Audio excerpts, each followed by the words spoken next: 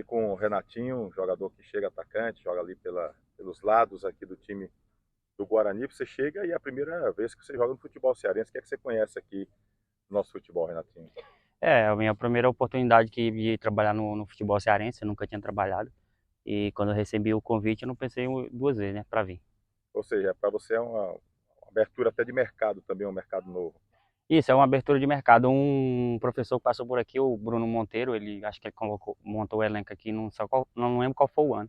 Aí eu pedi informação sobre aqui, sobre o clube, sobre o estado. Ele falou assim: não, pode ir, que lá é bom, que você abre mercado.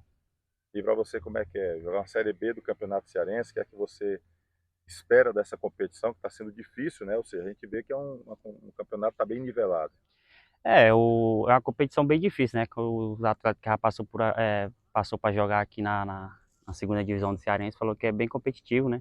Tem muito time bom, né? Mas a gente vem com o objetivo e quer brigar para subir. Para você, o fato de estar chegando aí o Jorge Luiz, né? Tá assumindo o trabalho agora.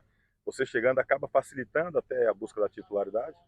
Não, a gente chega, o treinador novo, né? E também a gente chega agora quase junto com ele, né? A gente trabalhar forte aí pra gente buscar, que é o objetivo subir e também, consequência dos trabalhos, a gente pegar a titularidade.